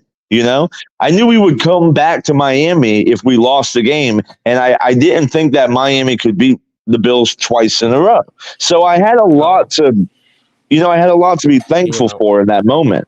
So the game was fun to me because I wasn't on. Me or is it? Can you hear me? Oh, there you go. I can hear him just fine. Oh, it might have been just Big Philly. You went out for a second. No, you went out for a second. I can. Or maybe it was just me. I don't know. I think it was just you. Hey, go ahead, Amicus. Yeah. Well, anyway, so here's one thing I'll say. Josh Allen does Josh Allen things on one side of the coin, but he does Josh Allen things on the other side of the coin too, right? And as frustrating as it is to see 2 interceptions, a fumble, a missed Stephon Diggs throw, and also the ball thrown at the end of the half in the field of play, which is not smart. Those 5 major mistakes right there, my God, man, that would cost anybody the game. But he's also Josh Allen, and he runs it down your throat. And on 3rd and 12 or whatever, he just. By the way, what kind of tackle was that from your boy number 4? What he just gave up. That's called the money move. Yeah, you ain't lying, man, because he looked like he didn't want no part of that tackle. And that was a big play, man, to let him get a first down there. That was huge. It was huge. Yep. So I don't really it was a crazy game, but Allen, he made up for it, man. He played great, and at the end, after all that, and the Bills did what they do, but it was a great game. Absolutely agreed. It was fun to watch. Like I said, even though we lost, I was in the same predicament as you because again. I said it, on our show, but also, the last time I came into Big Phillies, I sat there and said, I don't want to play Buffalo twice in a row. That's going to be boring as shit because even if we lose or even if we win and then you got to turn around and do it again, that's tough. We're already division opponent. And it's not even about being tough. It's kind of boring as a fan where you already play them twice in the season. Then you're going to play them a 3rd time. It's like, bro, it's what each other's gonna do, and it's you know what I mean. And I personally think y'all made out, and I know you didn't win the division, and you're really looking forward to that. But in the bigger scheme of things, the fact that you got to go to KC's beatable. You can win that game. That's what I was saying. That's where even Green Rat brought up on our show. Is Green Rat was like. I'd rather go to KC. Now he wanted to go to KC. He wanted to go to KC because he's close to KC. He'd go to the game. Yeah. But it was also, I agreed with him to the point of, bro, we lost 21-14 to them, and their offense has gotten worse as the year has gone on. And obviously with our injuries and whatnot, I think that they're a beatable team. Does that mean that, I didn't want to spank the Bills' ass twice in a row? Fuck yeah, I wanted to. But does that mean it's going to happen? No. But it was like you said, though, about the Jaguars. I already knew we were in. Whether Right. we won or lost, I knew we were in. So Yep. I wasn't as heavily invested in, oh my God, we have to win this game. But at the same time, like you said, it was 14-7. We were running the ball. In the first half, we were actually winning time of possession. It was a game that I felt like Mike McDaniel, that's what Mike McDaniel wanted to do. Hey, let's run the ball, keep Josh Allen off the field, let him make his mistakes, run the ball. Even if we squeak out the win, then I could come out and I could bring out the big guns the next week. Let me hide some plays. Let me just win this game, do what I have to do, and then we can fucking play Buffalo next week. So let me ask you this, buddy. We know the Dolphins are 1-5 against winning teams this year, right? That's not great. Now, here's what would scare me as a Dolphins fan, and I'm looking to hear y'all's thoughts on this. If you want to make the Super Bowl this year, and there were Super Bowl aspirations, especially earlier in the year with this offense. Now, I don't know what's gone on with this offense and the Dolphins, being up 3 games in the division with 5 left. That Tennessee Titans loss was insane. I don't know how that happened, but that right there put us back with a chance to win the division. I was in Puerto Rico when that game came on, man, and I didn't even watch the game. Please don't bring that game up. Okay, but you get what I'm saying, it's right? Traumatizing for Cap for life, bro. That's the game that set everything into motion. I'm in Puerto Rico watching this game. I'm like, I don't think that that's true though, because I agree with you. Yeah, that did give you guys an opportunity, but we also had 2 opportunities to fucking smack that down even before we played you. So in that instance, 3-game lead, bro. 3-game lead. And I'm fully aware. And my thing that came down to that, though, is, in all honesty, had we not, and again, it's not an excuse because, bro, it's the next man up. But you lose Jalen Phillips, then literally our season came to a fucking head when literally we kept Bradley Chubb in the Baltimore game with no chance to win. And he got injured. And yeah, that's tough. And then you go into a situation where the very next week, okay, we're playing the Bills, and Andrew Van Ginkel is out for the rest of the season. Xavier Howard got fucking burnt in Baltimore so bad that, he literally got his ankle broke. And, it's like, dude, well, that kind of segues. What I'm trying to say, though, is real quick is this defense was what was supposed to carry this team. Yeah. And when Ramsey came back, Xavier Howard and Ramsey, Javon Holland, Deshaun Elliott, bro, the defense was stacked. And then you lose Jerome Baker, you lose Xavier Howard, you lose Jalen Phillips, you lose Bradley Chubb. Literally, we lost AVG. We lost Baker. Literally, signed 2 guys off the fucking street to play fucking outside linebacker for us. Yeah, no, I hear you, man. But you kind of segue into my point, which is, by the way, before I forget this, that throw miss to Diggs. I mean, man, Diggs burned Ramsey on that one. I mean, just burned him.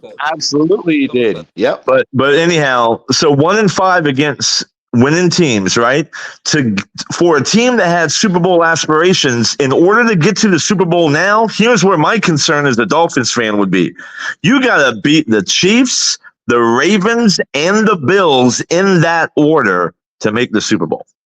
But that's not necessarily true. It is. It is true. What is it? No, because if the Ravens lose... No. The Ravens have a bye, bro. You're playing the Chiefs. Not the Ravens. Sorry. No. Sorry, hold on. Yeah. If Pittsburgh beats the Bills, that's not happening. We could play Pittsburgh, and then we would probably have to play the Ravens. But let's be realistic. We're going to stop the field. No, you said we had to. Pittsburgh would play Baltimore. We would play Houston, the winner of Houston And No, okay. All I knew was we didn't have to play those teams. Cleveland. Now, Houston and Cleveland. Okay, so let me clarify. If the Bills beat the Steelers like they should to make the Super Bowl, you would have to beat the Chiefs, the Ravens, and then the Bills. Yeah. That's murderous row. That's nothing, bro. That's nothing. it's nothing. It is nothing if you play the fucking kind of fucking game you should be playing. What I would say is the team that I'm worried about for Buffalo, the team that I feel, the two teams that I feel that can pose the most threat to Buffalo right now before getting to the championship game is the winner, whoever wins, doesn't matter who, of that Houston Browns game. Because those are I just feel like we're on a collision course for the AFC Championship against the Ravens. Now, I will tell y'all, I want you to know I'm a Dolphins fan this week. I'm a Dolphins fan this week because if the Dolphins beat the Chiefs, then you go and play the Ravens. So I'm rooting for the Dolphins, man. Let's go. Fins up. Hey, I'm just telling you, hell yeah, let's go. But I will tell you this. Look, I'm sorry, but I don't want to fucking play the Browns, period, bro. Joe Flacco, bro. They play man to man. Dude. Why not? Dude, Joe Flacco is on fucking fire right now, dude. I'm sorry, but career resurgence, bro. Career resurgence. Yeah, I don't want to meet that motherfucker. Nah, I'm good. Hey, look, real quick, because I'm my internet's going in and out. So I'm gonna do keys to the game, which are up there. I'm gonna get your final thoughts, score prediction, and then I'm gonna end it. If you want, I'll come back on my phone on your show if you start it up. If you guys want to go back. So real quick, my keys to the game, and you guys can comment on this or alter it if you choose to. Number one, pressure Patrick, which is going to be challenging, but obviously Justin Houston coming in. We're going to have Bruce Irvin, and we already have the current roster that we already have with those guys. We're adding veteran depth, which is what we need. Experience depth in the playoffs, which is what we need. And you have some familiarity there with Houston. Obviously with KC, played in KC, understands Patrick Mahomes, played him every day in practice. This is going to be this is probably going to be a pivotal moment for Miami. Hopefully he can come through, even though he's new to the roster. Number two, time of possession. And this goes back to what Mr. Bossman said earlier. Run the fucking ball. I said this last week against Buffalo. I said run the fucking ball. They did it in the first half. They did exceptionally well in the first half. And then they went away from it completely in the second half, only running it 3 times. Why? I have no fucking clue. When you have the fucking lead, run the ball. I know why. Because he kept trying to run that same goddamn counter pitch play, and fucking Buffalo goes, "Oh, you fucking did that 8 times to us, motherfucker. We know it's coming. Run another fucking run play." So, number 3, execute. Obviously, no drop. Granted, you're going to have drop passes. But let's execute on critical moments, right? Critical moments that are going to get us these first downs, critical moments in the red zone, critical moments to extend drives. Those are critical moments in a game that help with your time of possession. And lastly, convert in the red zone. Continue to convert. Miami's going to get back Mostert, our touchdown machine. You're going to have Waddle coming back, which is going to alleviate some of that pressure on Tyreek. There's going to be a lot of great things against this Kansas City team. The weather, although I know CT said to ignore it, the weather don't look so bad as what they're reporting right now for that game. It's just going to be cold as hell. The wind shouldn't be too bad, so we should be able to throw the ball. Let's go ahead and kill this team. Let's put them out of their misery. Kansas City has not been the same Kansas City this year. The same as Philadelphia hasn't been the same Philadelphia. Let's take advantage of this slow-paced offense in the sense of getting going. Not that they're slow, but they're getting going is slow. Yeah. And let's take advantage and score early. Hey, so tell me what you I guys want to think. say one thing real quick. I did not say ignore the weather. I said let's wait until Thursday's weather report because we know that fucking weathermen are the only fuckers that can be wrong on a daily basis and still have a fucking. Just in Miami. That's just in Miami. No, it's not. It's fucking here in Virginia, bro. We were told that we were going to get 14 inches of snow this past weekend. between 8 and 14 inches. I didn't get a single fucking flurry of snow. Not a single one. It was nothing but rain and hail. That's it. We didn't get nothing. Oh, well, that's By good. the way, really quick, you know how you just said it's cold as hell? Yeah. CT made me think of it when he said the actual hail, like hail from the sky. That's where the terminology comes from. It's cold as hail because hail goes all the way up in the atmosphere. It freezes, it comes down, and over the years, people just say cold as hell. It's fun tidbit of the night. There you go. So, what do you guys agree with these keys to the game Yeah. for the most part? Okay. I gotta add one though. Go ahead. And I've talked about this for 2 fucking years now.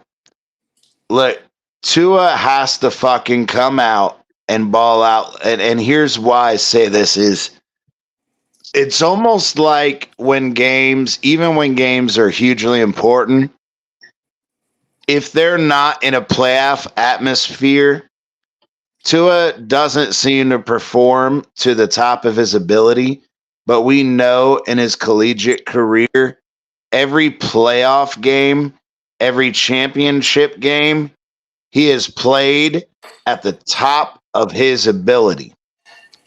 I want to see Tua play at the top of his ability. Let's see. This is his first opportunity to play in the playoffs.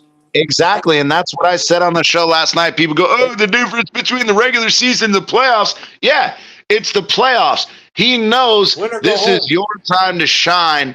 This is your last game, and this is his first opportunity to play in an NFL playoff game.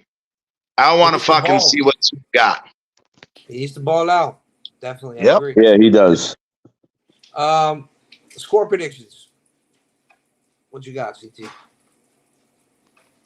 Those you guys watching, drop your score predictions in the comment section. I'll see what they got.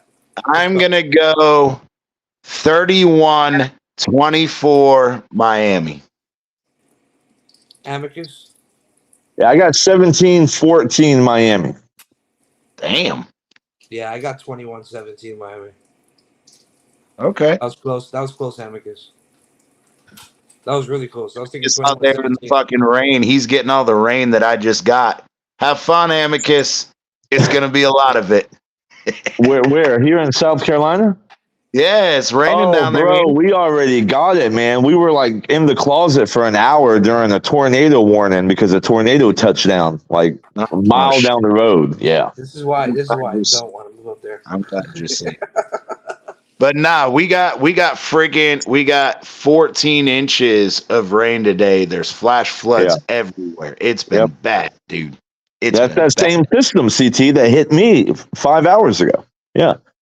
So it was coming up. It wasn't going down. I thought it was going down. No, it was going up. Going up. Okay. Well, you know what? Screw you for sending it to me. So final thoughts as we drive by here to end the show here. Final thoughts. I'll start with you, CT. Man, it's a hugely important game for this franchise. I think with the injury depletion, I don't think that Super Bowl aspirations are realistic. However, I do say that you have to, especially Mike McDaniel. No, I'm not the fuckers calling for his head, but Mike McDaniel and Tua have to prove that they can perform in a playoff game. If little Dick Fangio is going to be the reason why we lose, then that's okay with me. But I still want to win and at least show, hey, with the veteran leadership, with the guys we brought in, look, we could make a run next year. But I want to see some fucking mental fortitude. I want to see the fire. I don't want to see a lackluster performance, half-assed done. I want to see some fucking balls to the wall. You know, this is our last game. Either you win it or you go home, and I want to see the urgency that comes along with it. Fins up. Great point, Yeah. CT. Amicus, final thoughts for this game? I know you said you're a Finns fan for this Saturday, but any Yeah, final thoughts? yeah. For the weekend, absolutely. First, I want to say I appreciate you and CT and everybody else, man. Y'all have always been really, really kind to me, and I appreciate you, brothers. I love you, brothers. You'll always be brothers to me, man. So I appreciate you, cats. Second, Nope. I Oh, think, wait. Hold on. I got one more final thought. Hold yeah, Fuck on. the Bills. I hope the Pittsburgh Steelers win. yeah, uh, yeah, definitely. Yeah, I had I'm to get sorry. that last You one in. gotta I beat the love you, best. brother. You Go gotta ahead, beat my the bad. best. Listen, when it came to like whether I want the Dolphins or the Chiefs to win, I struggled with it, but I think it's more advantageous and beneficial to the Bills Mafia if the Dolphins win. Just get the Chiefs out of there and let's be done with it. You know what I mean? But anyways, back to the game that y'all are gonna have. I think the 0 degree weather could be an issue. I mean, I think I don't know, man. Listen, when you live your whole life in Hawaii and Miami, and the coldest game you've ever played was 27 degrees, it has to account for something, right? I mean, Don't that's forget Alabama. yeah. Alabama don't get to 0, but It gets in the teens. I'm just saying. It But the snows. other thing is, like to CT's point, Tua, it's time, man. He hasn't gotten paid yet, right? And there's a big No. decision to be made. Like, you gonna pay this cat? Are you gonna like try to do something in the draft? There's a lot of quarterbacks, some good quarterbacks in this draft, and this is Tua's time because this game against Buffalo, you had 5 major mistakes by the Bills. All 5 of them by Josh Allen. I mean, that was the game to win at home. Like, you had to win that game with all those mistakes, and you didn't. And a lot of that falls on Tua, I believe. He had 2. People don't realize he had 2 interceptions as well. He matched Allen's 2 interceptions, and one of the interceptions was to Yeah. end the game. An interception that sailed to end the game. It's a So punt. It was a glorified punt, Amicus. Stop it. okay, but I'm just saying, Tua. I'm just messing with you. Tua, he didn't play great. He really didn't. And as far as the injuries, one of the things I'm most proud of with this Bills team is the fact that we got major injuries too. We had 2 All Pros go down, Trey White and Matt Milano, and the team got better defensively because they united, they bonded together. But you said key word there. 2. We had 9 motherfucking Pro Bowlers that went down, dog. Milano and Trey White, like, you can't really replace those guys, but we did what we can do. And Von Miller is like MIA. He was a healthy scratch 2 weeks ago. The guy's just got a lot going on. He might be done, So you have to step up. This is your chance. You go into Kansas City, and Tua, if you want to show the fan base, you gotta play the game the right way. You got to make those throws, man. You gotta throw to the outside the numbers. You can't just look for Hill in the middle of the field. They're gonna shut that down. Spread the ball, bro. You got So Spread the ball. yeah, for 1 week, fins up. Let's go. Hell yeah. Hey, hold on. We got to screenshot that, Big Philly. We got to fucking screen record that one.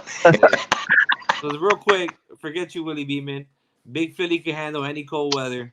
Raised in Antarctica with the Penguins. Hey, that one is funny as fuck because I make that joke all the time with my wife. She likes it cold in the house, and I was like, "What are you trying to do? Raise fucking penguins in the bathroom? Like, come the fuck on!" Carlos commented, "Special teams really screwed this one. 2 huge returns allowed by special teams. That turned the tide for sure." I agree. Yep. Because even after the half, when they came out the half, if I'm not mistaken, you guys had that big kick return, or no, that was Baltimore. So my final thoughts is, they say take it 1 game at a time, take it 1 play at a time. Slow it down. There's no need for you to rush every play. Relax. Kind of like what we said about that 2-minute warning, right? Yep. When they fucking snapped it, just to snap it. For what? Slow down. Slow it down. Let's take it 1 play at a time. Let's distribute the ball between the other receivers to allow the game to open up for Tyreek Hill to go ahead and hit that over the top to Tyreek Hill because it's You gonna mean gonna take it one counter pitch at a time? Tyreek's been I mean, dropping some hey, balls too, though. hey, Big Philly. He's look, been man, dropping some passes. and I get it. When you get thrown the ball 150 times a year, you're gonna drop some balls. Just saying. But the Fucking cheetah don't get hurt. The cheetah don't drop balls. The cheetah well, don't get hurt. And the cheetah hurt his ankle and dropped some balls. Everybody's human. Whether you exactly. want to That's my talk in whole third point. person or not, it's fine. Maybe in Madden he doesn't drop balls, but in real life he drops balls. But nonetheless, utilize these guys that are coming back, Waddle and Mostert. Utilize them. I don't see them using the pitch as much with Mostert being back in the roster. I think that's something that they saw that worked with A-Chain, and that probably was a weakness with Buffalo, similar to what we did with Dallas, where we just stuck to running the edges.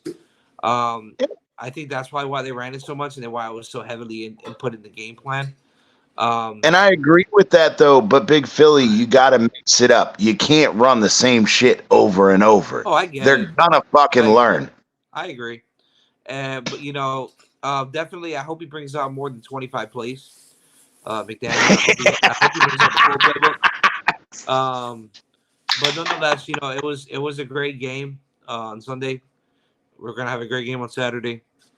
Hopefully, we'll get our first W in the playoffs, and God knows how long, 20 years, 25 years. 25 Um, years, you haven't had a yeah, playoff victory. Yeah. right. So hopefully, we got our first playoff victory, and And then we'll kill move two on. narratives at the same time. That Yes, Tua sir. can't play in the cold weather, and we can't beat teams that have a winning record. And that we So can't win in the playoffs because they compare us to fucking Dallas Cowboys. So let's go ahead and win this game.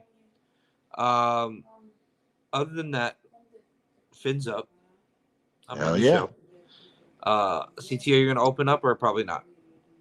Nah, man. I gotta get to bed. It's I got you. fucking 10 If you o'clock guys already. haven't yet, make sure you subscribe to Miami Dolphins content. They're a fun group of guys. They air on Monday nights. If you haven't yet, subscribe to Miami Fan Talk. We're giving away free jerseys for 500, 600, or 500, 800, and 1,000 subscribers. 3 different jerseys. Nick Needham, Xavier Howard, and Mark Andrews, tight end for the Baltimore Ravens, who luckily we don't have to face in 2 weeks if we decide to beat Kansas City. And with that, And the Bills lose to Pittsburgh. Amicus, respectfully, fuck Buffalo. Uh,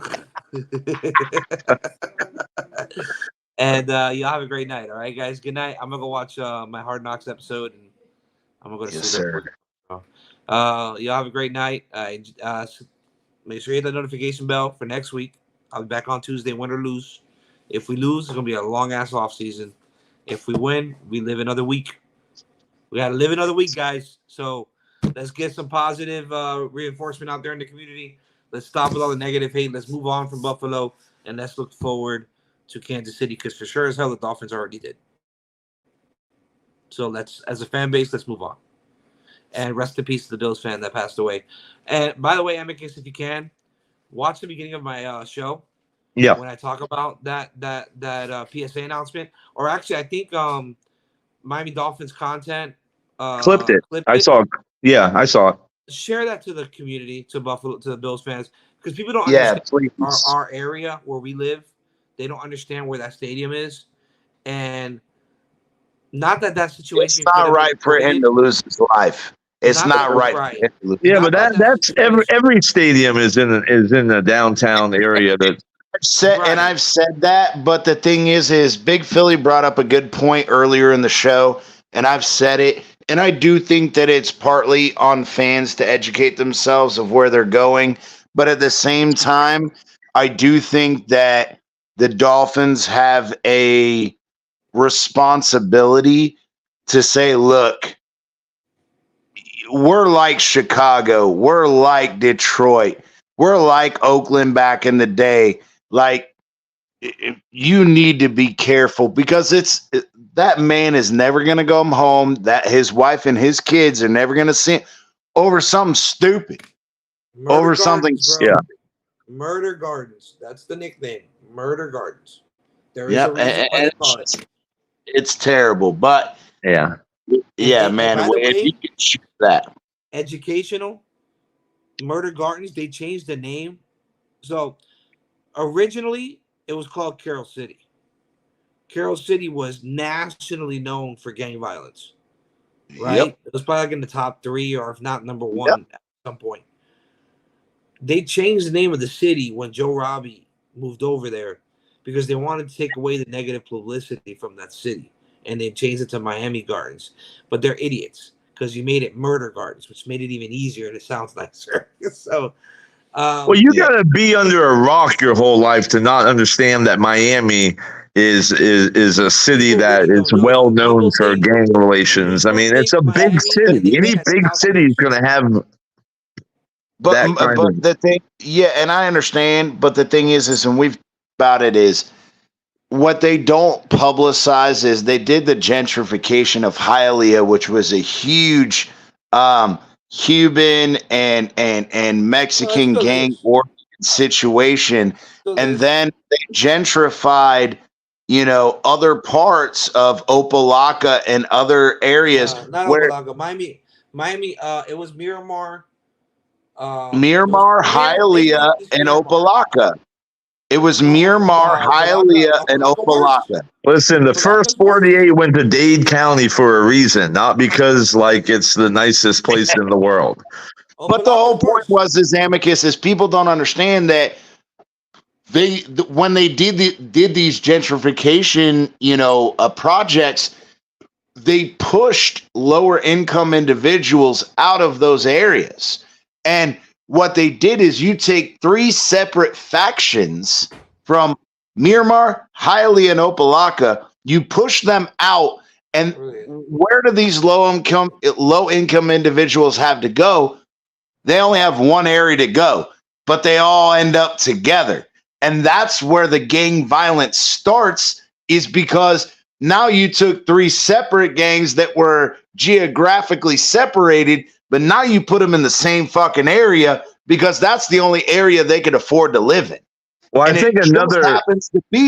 it just happens to be right next to an NFL stadium. I think another issue is because there's not enough sufficient parking, you have to deal with these third party vendors that own different lots 2 miles down the road, and there's no presence, like, I mean, Bro. you have to go You know, through neighborhoods to get back to your car. Amicus.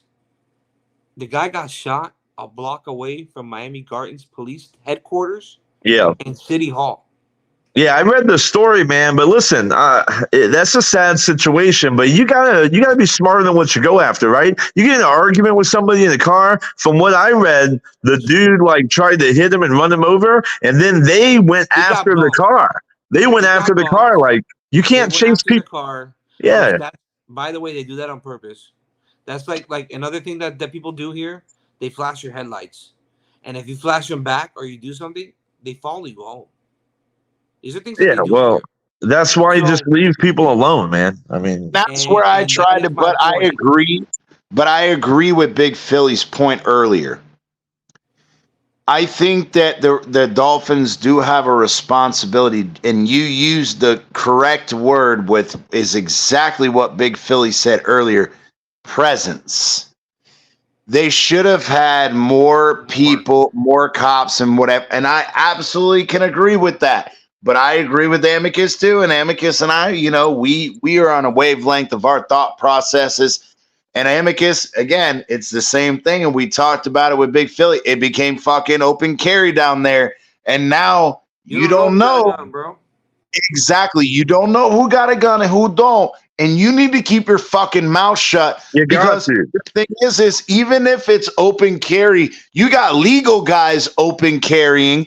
But like I said on my show last night, Big Philly, just because now the good guys or responsible people are allowed to carry doesn't mean that there are other people who are not carrying legally, Bro, who are out here with some scratched fucking serial number bullshit, bro, waiting for somebody to run up on and talk to them in a disrespectful way. And they just want to pop people because they want that control. but And it's you not don't only know that, man. Like somebody like me, right? I'm not a criminal, man. I'm a family man now. You know that life is behind me, but I don't ever leave. I'm always carrying my firearm. You see me in the streets, you best believe there is heat on me at all Yeah, but the times, thing is, this guy's and from you just Canada. can't The go dude's from running up Canada. on people and being a threat. That's how you get shot. Can't do it. Yep. And that's the whole Not my thing is fucking fight. that's what I was trying to get at is whether they're illegal carriers, they're a criminal or not. You cannot run your mouth to people or do things in a certain way that would allow an individual to say, "Hey, this Right. is worth me taking your life." Right. And Yeah. that's a responsibility of the fan. But I do agree with Big Philly and you that there is a responsibility by Miami as a city and Miami Dolphins as a franchise. They have a And presence. I love Big Philly's point. It was a night game, too. It's Yeah. not like this happened at 1 o'clock in the afternoon in broad daylight. Well, that's a good This point. is a night game. Well, that's Where even more of a reason why there should be a presence to those. You know what I'm talking about, right? Nobody, you can't. Everybody can't park at the stadium, so you got to go 2 miles down the road and get. People open up their front yards and everything and to parking. I don't know if those houses or homes or areas are affiliated with the Miami Dolphins or they're just like regular people that open up their lots, No. but there They're should just be a regular people that own presence. those properties or rent those properties. Exactly. And just like Big Philly said, is how many of those people that open up their front yards, quote unquote, because I know they do that shit here. And they did it down there my entire life. How do you know that these individuals that you're parking your car in their front yard, they flagged off their shit, they're charging you cash, good to go. Oh, it's cash. Well, so nobody knows that that's where you are, but you know who knows where you are is the people that just fucking gave $20 to park in their yard, and Yeah. they go, "Hey, this motherfucker got money. When he comes back to his car, you do that thing, boy." Yeah. Well, I mean, they don't say it like that, but I mean, I guess. Yeah, well, They don't say it like that. whatever. I They mean, don't say it like that. I don't know how they say it in their gang world, but listen, man. Look, all I'm saying is y'all need to be careful. Opposing fans that come here, especially down here in Miami, y'all, it's not all South Beach, bro. It's not all parties. It's not all drinking. Everybody's having a good old time. South Beach, there's always shootings. There's shootings here all the time.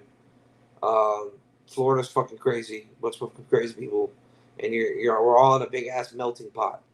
So just PSA announcement for anybody coming down to Miami because it's nice and warm in the winter, right?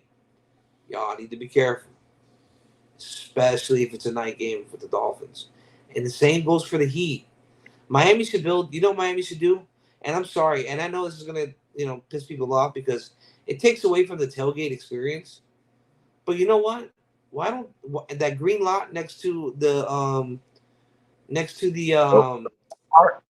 training camp or even across the street, build a fucking parking garage. and Build have it one manned big with ass parking garage. security. Yeah. Yep, and have it manned by security You so can that fit at fans can least get at least in and a out couple hundred without. cars in there. Yeah. Bro, Come here on, in man. Roanoke, next to the Civic Center, they built an 8-level parking garage that fits 1,000 fucking cars. I'm telling you now. 1,000 people. Yeah, that's not 1,000 people. That's 1,000 cars. Yeah, exactly. It's like If maybe you have that manned by security and whatever, then you take away that opportunity for them to rob these people, kill these people. Because that's, bro, over a fucking. And again, like you said, we don't know if the guy was a Dolphins fan that was in the car. We don't know any of those specifics, but for all we know, as a they had Bills nothing to do fan, with the Dolphins, bro. They were just yeah, for all we they were know, just it off the doesn't track. because he ran into him. Maybe he was a gang member. Look, I ain't getting locked up again. I'm a fucking take off. And this dumb motherfucker wants to yell and scream shit at him and chase him down. Well, bro, you're at the point where you made a decision that ended your life because you didn't know where you were at and you didn't know, bro, you know what? Okay, he almost hit and ran me. Let me report it to the police. Let them do their job instead of me trying to go chase his ass down. And now you're dead. Now your fucking kids and your wife have to grow up without a dad and a husband Yeah, but because you want CT, to try that's to not even a chase them. geographical thing. If you get in your car and chase me down the road, you're getting shot. So I No, he mean, you didn't just get into can't his do that. car. You Oh, can't he chase. was on You can't foot. chase Yeah, but people down the road. Amicus. hold up. He didn't get He into was his on car. He foot, was parked. Amicus. They chased him down on foot, and he was It in his wasn't car. in He's a the guy who car, shot him in his Amicus. car. Chase the car. Yeah, Right. and He that's shouldn't what have I'm chased the saying car. though. He Yeah, He would fucking be did it innocent on if he didn't foot. chase the car. right. But my point is, like, obviously, the guy that tried to run him over that did the shooting, like, he's not a good guy, right? Clearly, he's a Exactly. murderer. But my point is, if you're the guy that died, you know, like it's a bad, sad situation, man. But you can't go chasing somebody because you happen to chase somebody who's a criminal. But even if you chase a good man, you're still getting shot because they're going to defend themselves. Why are you chasing them? You can't chase people Yeah, down. the dude is That's a my gangster, point. bro. The dude And is a I gangster. agree with that. I agree. In Canada, people are nicer. They go, hey, they Yeah. say, hey. I'm But not a that's where, criminal, and but I you told can't chase me down. you, man, this is the reason why, and I've said this multiple times on multiple shows. When I moved from Miami, from Pembroke Pines to Charleston, South Carolina, it was a culture shock. Why? Because people in that area see things completely different. Not even politically, because that's not an issue for me, but it's about respect thy neighbors. They people are more homely in that area. In Miami, when I grew up in fucking Pembroke Pines. My entire life, bro, we had block parties. We lived on a double end cul-de-sac where we closed off both of the entrances to the street and fucking had parties. Everybody knew everybody. Everybody loved everybody, bro. Black, Cuban, white. Me being Venezuelan, like, bro, there were every Oh, fucking I'm sorry. Every ethnicity time you say fucking that no. shit makes me laugh, dog. Every time you say that shit makes me laugh. Yeah, well, Venezuelan. you saw the proof though. So Venezuelan. you saw the proof, so you can laugh Hey, at it, but you've hey, seen the I'm gonna proof. snip this But shit because I work with two Venezuelans. I'm gonna snip this shit. Oye, este hombre aquí dice que es un venezolano, pero yo no sé porque es Venezuelan. Hey, CT he ain't that Venezuelan. Come on now, cut him some slack. well, no, actually, as a matter of fact, the funny thing is my entire dad's side of the family is Venezuelan. They actually own multiple schools in Venezuela and everything. The problem is the bank closed their accounts out. my father died when I was 5, and my father was a agent and translator for the FBI.